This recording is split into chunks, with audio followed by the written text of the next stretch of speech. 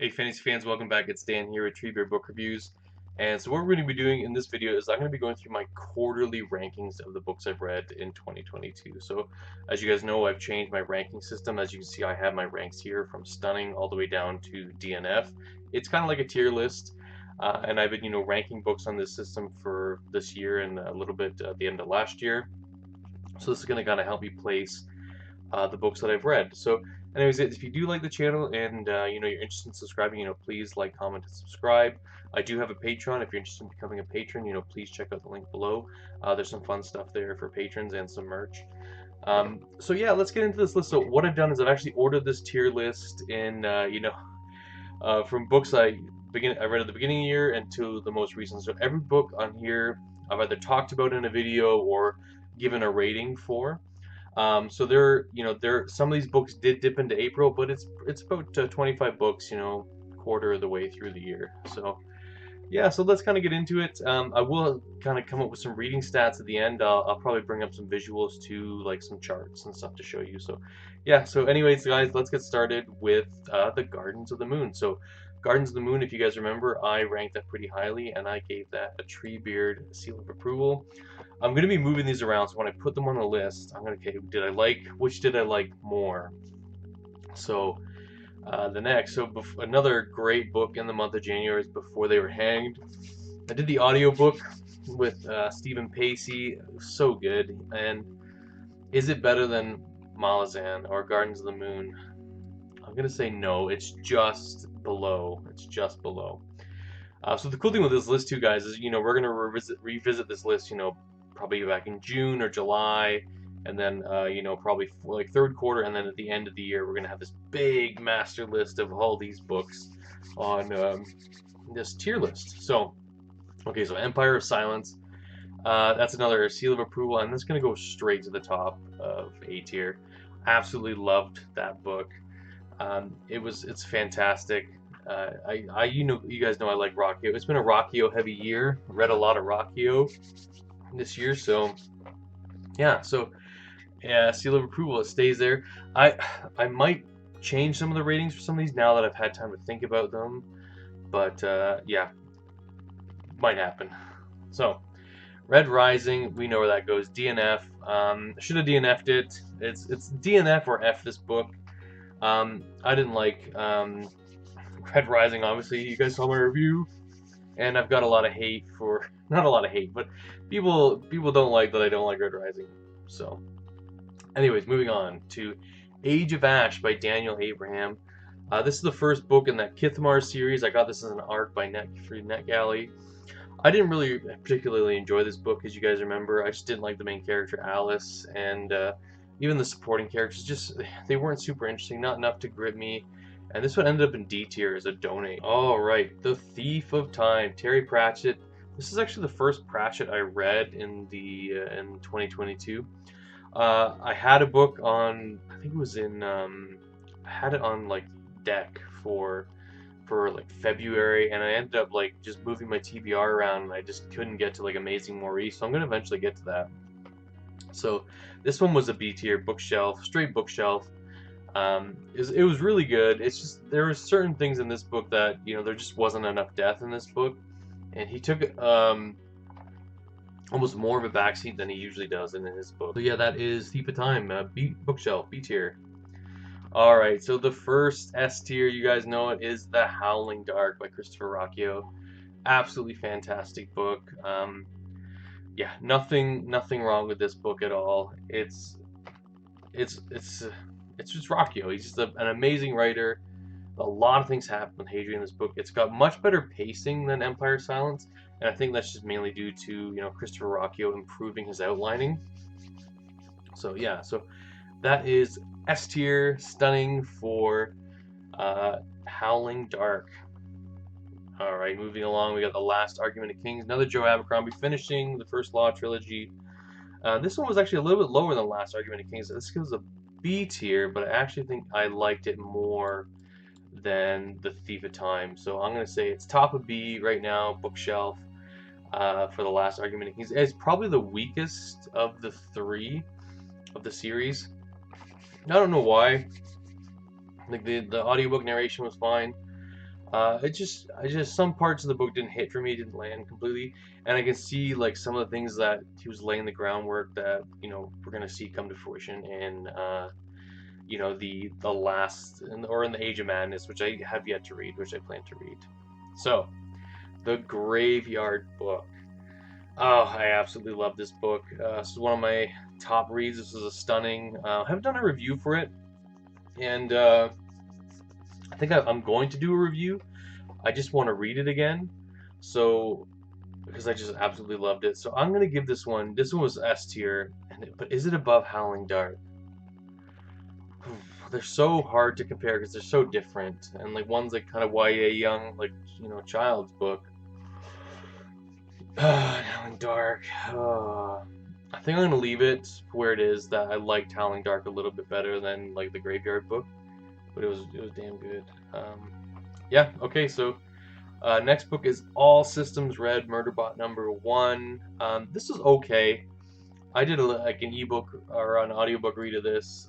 It was like 3 hours. It's really short and it's a C tier. It was like nothing offensive. Like I enjoyed it for what it was. I don't think it blew me away, and I liked it enough that I'll continue reading the series. But I'm in no hurry to. So yeah, Murderbot. I did like the Murderbot. She was pretty funny. So all right, The Gunslinger by Stephen King. Um, yeah, this is C tier.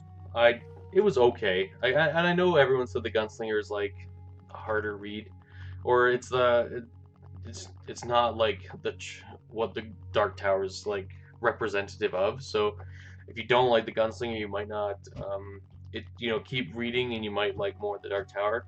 I did start Drawing of Three. I have put it down for now just because I was kind of got into a bit of a reading slump. So I was like, okay, I'll put this down, and I picked up Night Watch. I'm reading Night Watch right now, so I'm actually really enjoying that. So I'm hoping when I finish Night Watch, I can just switch back into the Drawing of Three. So Gurzl. Gurzl, I'll probably put in between. I liked it better than the Gunslinger. It's probably about equal with Murderbot. Gurzl was good. It was the first book by Anonymous and like the Wars of Wrath series he's writing. I liked it. There was just a little bit too much exposition for me, but other than that, I genuinely I did enjoy it. Maybe one thing would be better if there's like a little less POVs. There's just too many POVs for me to kind of get attached to some of the characters. So yeah, but other than that, Gurzl was good. Pretty good book for the first first entry in a list, or for the first entry by an author. So yeah, no, good Gurzl. The Demon in White, Christopher Rocchio again, and this is going straight up to S tier and in front of the Howling Dark. Demon in White is one of the best books I read this year. Absolutely stunning, beautifully written, beautifully paced. It just has action from end to end, and you're just kind of gripped and you're intrigued, and like it spans a lot of time, a lot of space, and it's just absolutely fantastic. It's one of the, like I said, one of the best books I've ever read. So yeah, Demon in White, Christopher Rocchio. 2 books in S tier, 1 book in A tier. Guys just knocking it out of the park. Alright, moving on. The Shadow Rising. So this one, I actually love this book. This is one of my favorite books of all time. But I actually ended up DNFing it, and it's better than Red Rising, obviously. I ended up DNFing it just because I recently read Wheel of Time, like not too long ago, like probably a year ago, and it was just too soon to listen to this, so I was just getting bored, and I know this, it's just been too soon. I kind of remember everything like so well, so nothing like a knock on the story. I actually really love the story, and I will go back and reread it. So this one was just a DNF for now. So yeah, so DNF for Shadow Rising. But moving on, Hyperion. Oh, Hyperion was good. Hyperion I gave a seal of approval to. Where to put you? I actually think it might be top of A. I really loved Hyperion. I really loved the epistolary style. I really just loved every kind of all the stories. Like the more I've been separated from Hyperion, the more I've loved it. I just liked it more and more. It was so good. Like like just the first tale, the priest tale, where it's like this epistolary style, it's kind of horror-esque, but it just hooked me so hard. The weakest one was still probably the soldier's tale. Now I've thought about it more, and I liked the other ones. I thought I liked less more, like the poet's tale. I liked a little bit more, like the detective's tale. Yeah, just great book. I think it's. I'm looking forward to reading Fall of Hyperion and kind of finishing it, because you're left on a cliffhanger, like big time. So yeah, Hyperion deserves to be top of A. Honestly, like the seal of approval is like it was an amazing book, almost damn near perfect, but there was just something that just kept it from that S tier. And whatever it is, like it could be just how I felt at the end of the book. But that one, yeah, that if I was to look at this, do this rating, I did it back when I finished Hyperion, it would probably be a little bit lower. But now I've thought about it more, and I keep thinking about it. Hyperion just keeps kind of getting better and better. So more Rocchio. Moving on, The Lesser Devil. This is probably the weakest Rocchio book for me. I gave it B, like B tier, and it's probably like right at the bottom of B. Um, it was okay. It's a really short story. It follows the tale of Crispin. Crispin is Hadrian's younger brother, and you're following just on a little adventure with him. It was okay. There's nothing too serious. I mean, there was serious stuff going on, but it was nothing like you're always so in the head of Hadrian, and you're really attached to Hadrian. It was nice to kind of have a breath of fresh air and have someone else, but you just really this book really reinforced me like how much I like Hadrian as a character. So, more Christopher Rocchio. I said I read a lot of this guy this year, and Kingdoms of Death is probably going to be top of. I put it in B tier, and it's going to be top of B bookshelf. It's a great book. I absolutely loved it. The writing again is masterful. There's some really emotional gut punches in this book, and you just like your heart hurts after it. It may not be my favorite Sun Eater book, but it definitely had the most memorable moments in it for me, where I just kept shaking my head. I'm like, oh my god, it's so good. Like, it's so good. It's so sad. So it's bittersweet, that one, and I cannot wait for Ashes of Man at the end of this year. It's the year of Sun Eater. Like 2022 is the year of Sun Eater. So yeah, Christopher Rocchio knocking it out of the park with all of his books. So that's the last of Rocchio. Um, okay, so The Fifth Elephant. It's going straight top of A, even above Hyperion. I absolutely adored this book. Pratchett's my favorite author. Discworld's my favorite series. And this was one of those that just keeps kind of cementing that in my mind. I really loved it. It was so much fun. I love seeing the Watch go to Uberwald. You get more vibes, more creatures within the Discworld. I think I like this one because there's a lot of politics in it, like a lot of dwarf and a lot of like Uberwaldian like politics. And I dig politics in books. I don't know why, they just it works for me. So I loved it. It was just there was a good villain. It was great.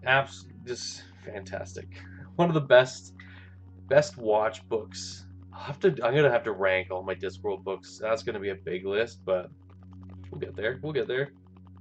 So, A Heart of Blood and Ashes. So this is that book my wife not made me read, but we do our quarterly book swap, and so we swapped. I read Heart of Blood and Ashes. She read Empire of Silence by Christopher Rocchio. So I didn't love this. I really didn't like. It was like just a little over the top, and some of the language used in it was just wrong-footed me a lot of the time. So this is a donate, and it's actually lower than Age of Ash. That belongs right at the bottom there. It was a weird one. So, The Ocean at the End of the Lane. Gosh, there's a lot in A tier. I've had so many bangers. I'm probably gonna put this right here, just under Malazan. I absolutely loved it. I don't think I loved it as much as Gardens of the Moon. I did the audiobook narrated by Neil Gaiman, and it was so good. He's got a voice built for audiobook. I really liked it. I like the main character. even though you don't learn his name. I like the adventure he went on. I like the hopefulness of the story, but how you come full circle, and it's really good. It's a really good tale. I highly recommend you read it or do the audio because it's great. So, Ocean at the End of the Lane, yeah, belongs there. So, Norse mythology, another A tier. So this one's gonna be probably like bottom of A. I liked it. It was just good. I was just nice to see the retelling of the stories of Loki and Thor and Odin, and it was a lot of fun. So, yeah, it's good. It's a quick read too. I did again audiobook, narrated by Neil Gaiman. It's about just I think just like hair longer than the Ocean at the End of the Lane. It's about 6 hours. I think I did it like Ocean at the End of the Lane and Norse mythology. Did them back to back in like 2 or 3 days. So it was crazy. I had to finish them both in 3 days for sure. So moving on is Harry Potter.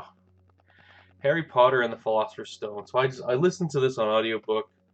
I think I was just in between audible credits and I wanted a Harry Potter fix. I just absolutely love Harry Potter. I don't know how many times I've listened to the audiobooks. I listened to the Jim Dale audiobooks of Harry Potter. I am a purist. I like Jim Dale over Stephen Fry. This is just my personal preference because I'm used to. I think Jim Dale does the best Dumbledore voice, does the best Hagrid voice. He probably doesn't come into his Dumbledore voice till around book 2, book 3, but still, his way of narrating is, is my way of enjoying it. So, I gave this an A tier, and I'm gonna put it above Empire of Silence. So, Harry Potter and the Philosopher's Stone, not the Sorcerer's Stone. Yeah, it's great, absolutely great. I did love it. So. Moving on to Abaddon's Gate. I just reviewed this. The review was the last book, last video that just came out. And yeah, this one was okay for me, guys. I'm actually going to put it at C tier, but top of C. But you could buy it on an ebook. I wasn't particularly enamored with it. There was as you guys saw in my review, there's the 4 POVs. One of the POVs I really just did not click with, did not enjoy her POV. The action was kind of cool, like the mystery that's kind of going on, and you get to see more of some characters you haven't seen in a while. I wasn't interested in the book until about 70% through, and I never wanted to DNF it, but it was just nothing was gripping me right till the end, and it almost had like a Sanderlanche ending where it was just like so much at the end. It was good. The ending was really good. I enjoyed it, and that really kind of brought it from. It just kind of kept it at a C tier, like a slow burn the whole way through. So I didn't mind it. It's not bad, but it's probably the weakest of the Expanse books for me so far. All right, so The Hunger of the Gods by John Gwynne. This book was fantastic. I hope you guys are reading it or have read it and it picked it up because it's a great entry. It does, now I've thought about it more, like, oh yes, it does kind of have some middle book syndrome stuff, but I think it really picked up. It really, just some of the things that happen, you see a lot more action. Maybe there's a little bit too much action. Like I said, I wasn't keen on some of the new POVs, but I see why they were added, and I eventually did get to jive with them. And I think this one, oh, did I like it more than Mal? Yes, I did. Did I like it more than Empire of Silence? No, I didn't. So this is where it's gonna sit. So you see A tier. There's a lot in A tier. It's I've read a lot of good books this year, and I'd be heavier at the top than bigger at the bottom, like a pyramid. I don't want that. Like, I want to be reading good books, and life's too short to read bad books. So this is kind of where we're sitting right now. So the last book I have reviewed and talked about on the channel is Legends and Lattes by Travis Baldree, and this is going straight to the top of S tier. It's my favorite book of the year. I read this maybe just at the right time, just perfect kind of slice of life book. I did an interview obviously with Travis Baldree, That was so much fun. He's such a cool guy. So if you want to check that out, there'll be a link in the description below. Check that out, that interview. But yeah, this book it's so short. It's got a perfect pacing on it. I love the way he writes. His dialogue is so well done. He's just a magnificent writer. This is his debut novel, and obviously he's well known for narrating like the Cradle series by Will White. But he's just, he's got this world. He's got this really light touch world building. It's with fantasy creatures, and I just love the dialogue. I love the meanings. I love the message he's trying to get across of this high fantasy with low stakes, and it was just absolutely fantastic. So, yeah. So let's kind of like go through here and see if there's any I want to reorder. I don't know. This is S tier is fine. I'm really happy with S tier. And this might change too, guys. Like I said, this is only quarter one. We're gonna do this probably 2 more times this year, at least. So we got a lot of books to go through. I set a reading goal of 40 books this year. I'm already at 28. There's 25 on this list. There's some books I just haven't talked about yet, or haven't reviewed on the channel. So yeah, okay. So S tier is fine. Okay, let's see. A tier is gonna be the hard one. I'm pretty happy with that, to be honest. I think looking through all of them, like, I'm quite happy where I put everything. Let's kind of get into some like stats. And so I have, let's see here. So I've ended up DNFing 4 books this year. Some of them aren't on this list. You'll see them later. I've read a total of 28 books. Let's see here. The format. So this is kind of cool. Like, I had some cool reading stats here. So 14 of the books I have read have been audiobooks, so that's 45.2%. 16 have been in print, so that's 51.6%. And then one of them has been a digital read. I think that was Legends and Lattes. Or no, it was Hunger of the Gods. Right. So let's see genre types. So reading by genre. So 29%, 9 books have been sci-fi. We have here, let's have a look. It is 20 books have been fantasy, so 64.5%. So sticking with the fantasy still. 1 romance, obviously that was A Heart of Blood and Ashes. And 1 is a classic book, which I think is Norse mythology, is that one falls under. So page count. So books greater than 700, I have read 2 books. Books between 600 and 700 pages, I've read 2 books. 500 to 600 is 1 book. And then between 400 to 500 is 3 books. Same for 300 to 400. So the shortest book I read, there's only one that was in 100 to 200 pages, and that was probably The Ocean at the End of the Lane. And I've listened to 4 audiobooks that are longer than 20 hours. So yeah, like it's been a pretty crazy like year so far. Like, good reading year, I think. Like, so in just some more reading stats. So in January I read a total of 6 books. February I read 8.